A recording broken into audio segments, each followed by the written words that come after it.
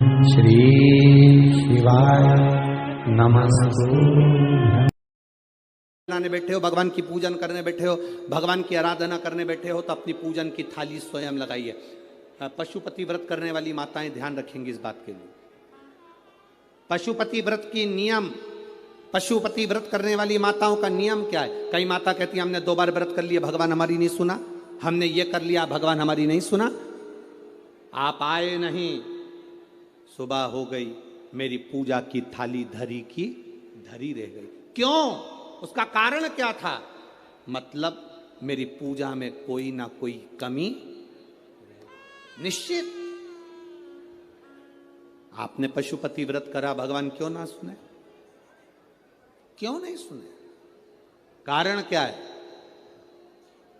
थाली पूजन की लगा रहे हो, देवरानी का व्रत है, जेठानी सामान निकाल के दे रही है, देवरानी का व्रत है, जेठानी आटा सेक रही है सीरा बनाने के लिए, हलवा बनाने के लिए, जेठानी का व्रत है, देवरानी दूध में उकाल कर खीर बना रही है।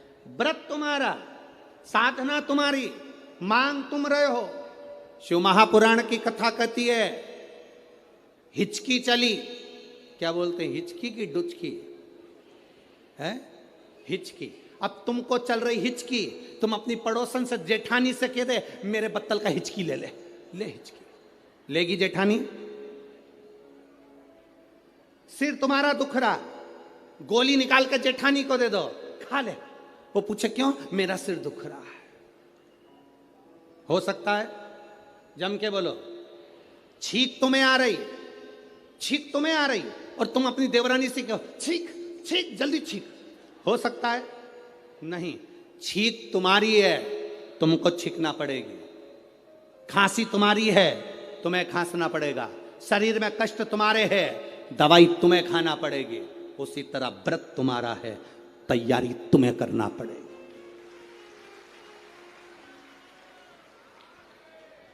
गलती हम करते हैं। पशुपति व्रत का व्रत मैंने करा, मम्मी से कह के चली गई, मम्मी मेरा पशुपति व्रत है, मैंने शादी के लिए करूंगी या बच्चों के लिए करूंगी या इसके लिए करूंगी या उसके लिए करूंगी। मम्मी ने पूरी थाली लगा के दे दी, मेरी बेटी व्रत कर रही है, मेरी बेटी। मम्मी ने पूरी थाली लगा के दे दी, प्रसाद बना के दे दिया। बेटी ने 3 बार पशुपति व्रत कर लिया और काम नहीं हुआ। बेटी बाद में कहे कि हमने भी व्रत करा था, हुआ नहीं। उस कारण को समझना। क्या तूने तैयारी करी? तू तो केवल एक सिर की उतार रही है कि महाराज बोला है तो व्रत करना है तो मेरा काम हो जाएगा। पर विचार कर, थाली लगाती तो तेरे अंदर भाव जागता कि मैं महादेव की पूजन की तैयारी कर रही हूँ, चावल रख रही हूँ, बेलपत्र रख रही हूँ, पुष्प रख रही हूँ, एक एक चीज में महादेव जुड़ता तेरे दिल से। मैं महादेव के लिए हलवा बना रही हूँ, मैं महादेव के लिए सीरा बना रही हूँ, मैं महादेव के लिए खीर बना रही हूँ, मैं महादेव के लिए ये कर रही हूँ। हर शब्द में तेरा महादेव जुड़ता, तो पशुपति व्रत का पुण्य भी 2 व्रत होते और तीसरे में प्राप्त हो जाता। ये नियम है शिव महापुराण। नहीं चाहिए। शिव महापुराण में यह भी कहीं नहीं लिखा कि तुम भगवान को 108 या 1008 या 1008 बेलपत्र समर्पित करोगे तो शिव जी प्रसन्न हो जाएंगे। शिव महापुराण की कथा तो यहां तक कहती है, एक बेलपत्र की पत्ती को आप अगर बीच में से, ये एक बड़ी पत्ती, उसके बीच में 2 पत्ती और 2 पत्ती के बीच में जो गैप है, बीच पत्ती में, इस पत्ती और 2 पत्ती के बीच में जो जगह है, अगर आप इस पत्ती को यहां से स्पर्श कर कर, इस पत्ती को यहां से स्पर्श कर कर शंकर भगवान के शिवलिंग पर अगर आप श्री शिवाय नमस्तुभ्यम कहकर, पंचाक्षर मंत्र नमः शिवाय कहकर, षडाक्षर मंत्र ओम नमः शिवाय कहकर यदि शंकर के शिवलिंग पर समर्पित करते हो तो वो 108 बेलपत्र का काम कर जाती है। पकड़ने का स्थान देखिए,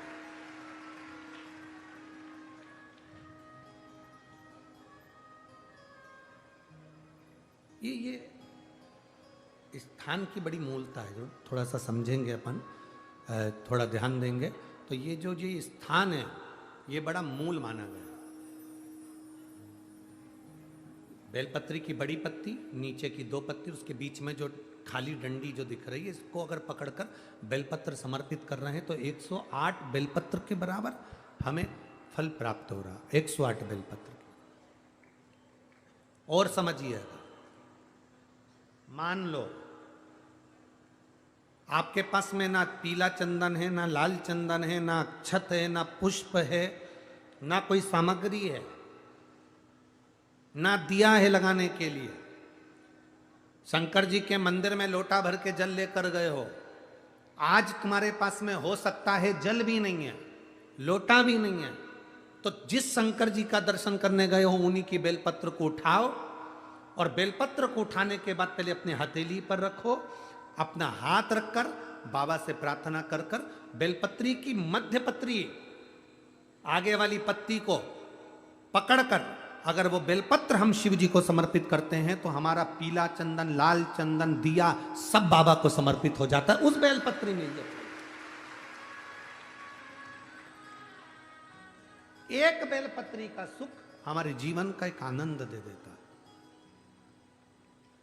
हम तो यहां तक कहेंगे, अगर कभी जिंदगी में तुम्हें लगे कि गुरुजी मेरा पैसा फंस गया, नहीं मिल रहा है, या मेरा पैसा अटक गया, नहीं मिल रहा, या मेरा घर में धन नहीं है, बहुत तकलीफ की जिंदगी चल रही है, आप ये बेलपत्री का जो 2 पत्ती है ना, ये 2 पत्ती इस जगह से पकड़कर, आपको लग रहा है कि पैसा नहीं है, काम बहुत बड़ा अड़ा है, बेटे की शादी, बेटी की शादी, या मकान या दुकान, कोई काम अड़ गया, ये 2 बेलपत्री की पत्तियों को पकड़कर अपनी कामना कर कर शिव जी को समर्पित करो और 1 लोटा जल बाबा को चढ़ाना प्रारंभ करो। 20 से 22 दिन इंतजार करना, मेरा बाबा हाथ पकड़कर कुबेर भंडारी भंडार जरूर भरेगा।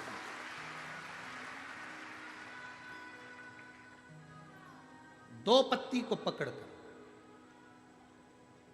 लोग कहते हैं ब्रह्मा विष्णु महेश हैं बेलपत्री में, शिव जी के 3 नेत्र हैं बेलपत्री में, शंकर भगवान के त्रिशूल की 3 कोर है बेलपत्री में। हम कहते हैं अभी थोड़ा आप स्मरण करेंगे, अगर आप शिव महापुराण को अच्छे से पढ़ेंगे तो आपको ज्ञात होगा, कुबेर को धन देने वाले कौन है? बोलते जाओ जरा जमकर, कुबेर भंडारी, कुबेरेश्वर महादेव, मतलब शिव शंकर कुबेर को धन देते हैं। जिस समय पर भगवान विष्णु संपूर्ण विश्व के कल्याण के कार्य करने लगे, कुछ नहीं हाथ में रहा, तब लक्ष्मी से उन्होंने धन लिया। आपने उन्होंने तिरुपति बालाजी की कथा सुनी होगी, लक्ष्मी से धन लिया। लक्ष्मी, इन जीवों के कल्याण के लिए तो मुझे धन दे दे। लक्ष्मी ने धन दिया। एक दिन नारायण ने पूछ लिया लक्ष्मी से, लक्ष्मी मैं नारायण, मेरे पास भी संपदा की कमी नहीं, पर तेरे पास लक्ष्मी इतनी संपदा कहां से आती है? तेरे पास इतनी संपदा कहां से आती है? लक्ष्मी जी कहती हैं, मेरी मां ने, मेरे पिता ने मुझे केवल एक ही बात सिखाई थी, किसी के आगे हाथ नहीं फैलाना है, शंकर की स्तुति करना है। लक्ष्मी जी कहती हैं, जब मुझे जरूरत पड़ती है मैं कुबेर को साथ में लेकर पहुंचती हूं। बेलपत्री की ये बीच वाली पत्ती है शिव,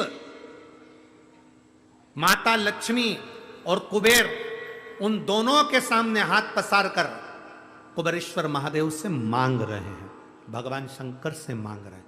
लक्ष्मी जी कहती हैं, वो शिव मुझे प्रदान करते हैं दोनों हाथों से, और मैं वो लेकर आती हूं जनमानस के कल्याण की। जब हम शिव जी को बेलपत्र चढ़ाते हैं तो इस तरह से पकड़कर जब हम कामना कर कर चढ़ाते हैं, इन दोनों पत्ती को लक्ष्मी और कुबेर का स्मरण कर कर, कुबेरेश्वर बाबा का स्मरण कर कर जब हम शिव जी को समर्पित, हाँ थोड़ा सा ध्यान देंगे, बेलपत्री की जो डंडी होती है वो शिवलिंग पर जब चढ़ाई जाए तो जब हम 2 पत्तियों को पकड़कर चढ़ाएंगे तो इस डंडी का मुख, जहां अशोक सुंदरी की जगह है, जहां से पानी बहता है, इस डंडी का मुख उस ओर होना चाहिए, बस इतना जरूर इसमें, तो डंडी का मुख उस ओर हो जहां पानी बह रहा है।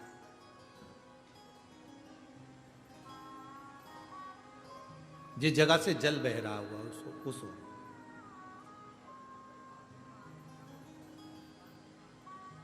20-22 दिन प्रैक्टिकल करना। सियोर वाला महाराज कहीं झूठ तो नहीं बोल रहा है। पकड़ना चाहिए, अगर झूठ बोले तो तुरंत पकड़ लो। हे महाराज, अगला पत्र तुम ऐसे ही भेज देना, ओ महाराज झूठ बोले थे तो पकड़ना चाहिए। कहीं सियोर वाला महाराज ने झूठ तो नहीं कह दिया।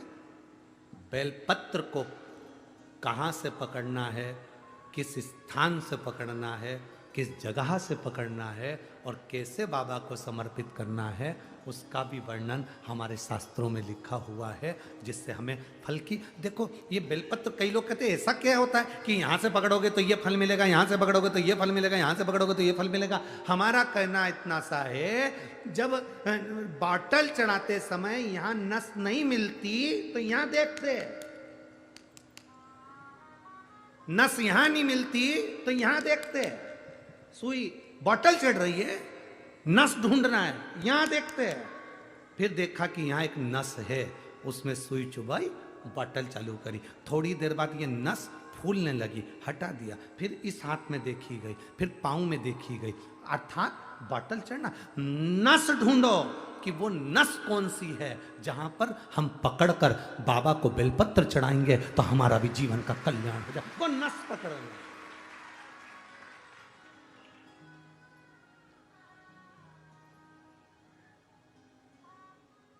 पहले के लोगों क्या भगवान की पूजन नहीं करते थे? करते थे। पहले के लोग क्या शंकर के मंदिर नहीं जाते थे? जाते थे। पहले के लोग क्या बेलपत्र नहीं चढ़ाते थे? चढ़ाते थे। पर उनको यह नहीं ज्ञात था कि जल चढ़ाने से क्या फल होता है। उनको नहीं ज्ञात था कि जल पीने से क्या फल मिलता है, बेलपत्र खाने से क्या फल मिलता है, शिव जी को बेलपत्र चढ़ाने का क्या फल मिलता है। पहले पूजा का विधान इतना लंबा था कि लोग डरते थे, इतनी लंबी पूजन में हम कैसे बैठेंगे, क्या करेंगे, इतना सारा सामान कहाँ से लाएंगे, इतना सारा सामान कैसे लाएंगे, पैसा कितना खर्चा होगा। पर शिव महापुराण जब से आप सुन रहे हैं, पूजा का विधान सरल हो गया। सारी समस्या का हल एक लोटा जल हो गया। कोई ढोंग नहीं, कोई प्रपंच नहीं, कुछ मत लाओ। तुम तो दिल से बाबा के पास जाओ और पुकारो। उसके मिलने से ज्यादा जरूरी है उसको पुकारना। पुकारेंगे वो आएगा, निश्चित है। पुकारो। बच्चा खेल रहा है, मां उसको दूध नहीं पिलाएगी। बच्चे ने पुकारा, रोया, मां उसको दूध पिलाएगी। बच्चा खेल रहा है, मां उसको गोदी में नहीं उठाएगी। बच्चा रोया, पुकारा, मां उसको गोदी में उठाएगी। वो करुणा सागर।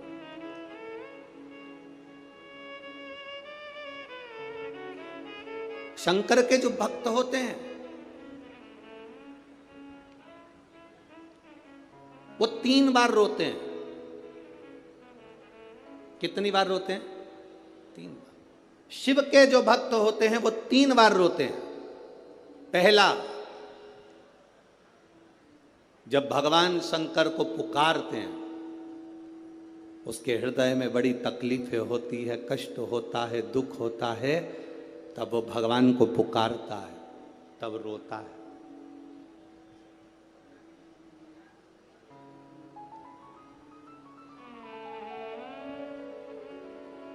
शिव के भक्त 3 बार रोते हैं। पहला, जब वो बाबा को पुकारता है, दुख की घड़ी में, कष्ट की घड़ी में, तकलीफ की घड़ी में, तब वो बाबा को पुकारता है, तब रोता है। दूसरी बार,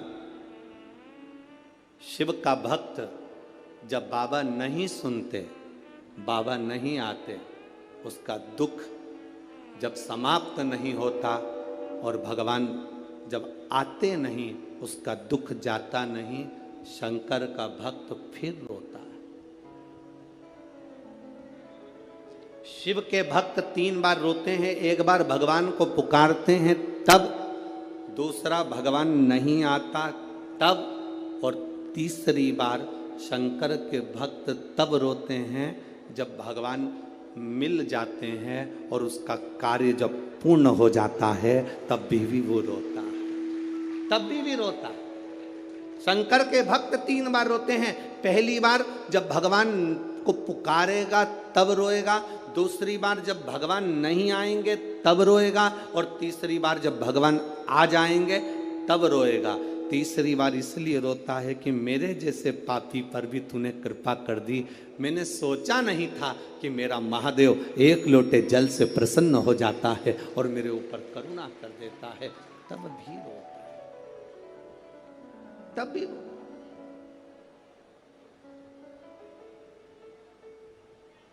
बस आपका भरोसा, आपका विश्वास दृढ़ होना चाहिए।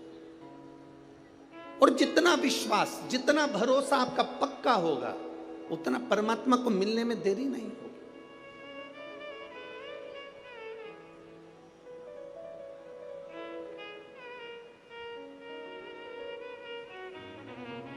मेरे बाबा दया करना,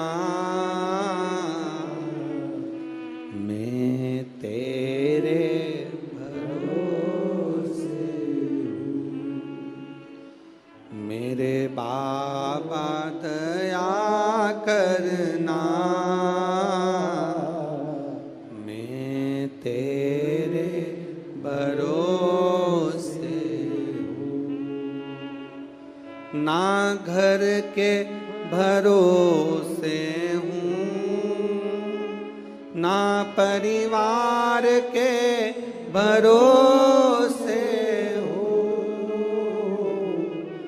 ना घर के भरोसे हूँ, ना परिवार के भरोसे हूँ। मेरे बाबा हम सब बोलिए एक बार जमकर, श्री शिवाय नमस्तुभ्यम। प्रैक्टिकल जरूर करना, कहीं सियोर वाला महाराज झूठ तो नहीं बोल रहा। शास्त्रों की बातें हमारे जीवन में हमें सुख प्रदान करे, इसलिए इस भाव का आनंद करते हुए आज की कथा को विराम देते हैं।